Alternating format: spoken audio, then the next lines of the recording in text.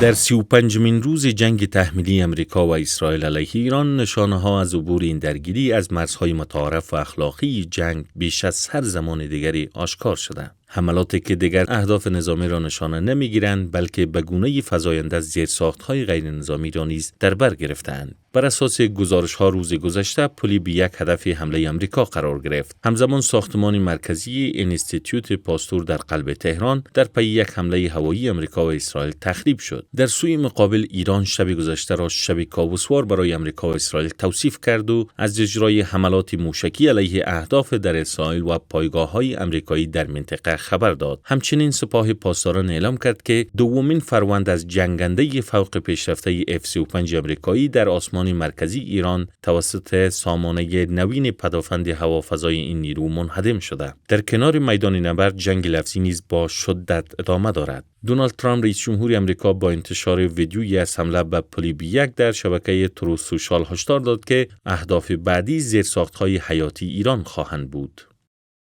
وقتی آن رسیده است که ایران پیش از آن که خیلی دیر شود و چیزی از آن چی می تواند هنوز یک کشور با عظمت باشد باقی نماند توافق کند. نیروی نظامی ما بزرگترین و قدرتمندترین نیرو در هر جای جهان حتی تخریب آنچه در ایران باقی مانده را آغاز نکرده است. پلها بعدی هستند، سپس نیروگاه‌های برق. این تهدیدها با واکنش تند مقام‌های ایرانی مواجه شد. سید عباس عراقچی وزیر امور خارجه ایران تاکید کرد که فشار و تهدید مسیر تصمیم‌گیری تهران را تغییر نخواهد داد.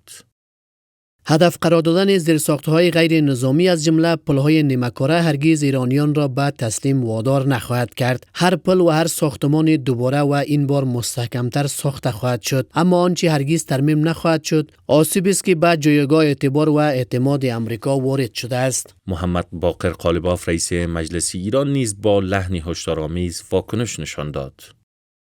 به خانه مادری ما چپ نگاه کنید، با همه خانواده طرف هستید. شفاف و سریع اعلام میکنم که ما برای دفاع از وطن حرف نمیزنیم، خون میدهیم. قبلا هم این کار را کرده ایم، حالا هم دوباره آماده ایم. اگر به خانه مادری ما چپ نگاه کنید، با تمام خانواده طرفید. با همه ما مسلح، آماده و ایستاده. بیا منتظریم. در داخل امریکا نشانه‌های شکاف و نارضایتی رو به افزایش است. موجی از برکناری‌ها در سطوح عالی از رئیس ستاد ارتش تا دادستان کل و جنرال‌های ارشد گزارش شده. این جنگ که از آغاز با پرسش‌های جدی درباره مشروعیت همراه بود، اکنون بیش از پیش با بحران‌های سیاسی و اجتماعی روبرو است. متحدان سنتی امریکا از این جنگ حمایت نکردند و در داخل این کشور موجی از نارضایتی عمومی شکل گرفته. اختلافات در ساختار قدرت و ارتش همراه با برکناری‌های پی در پی نشان می‌دهند که جنگ وارد مرحله فرسایشی و پیچیده شده. به نظر می‌رسد امریکا و اسرائیل بیش از هر زمان از چارچوب‌های اخلاقی و حقوقی فاصله گرفتند و پیامدهای آن در حال بازتعریف معادلات قدرت، اعتبار و نظم بین المللی است.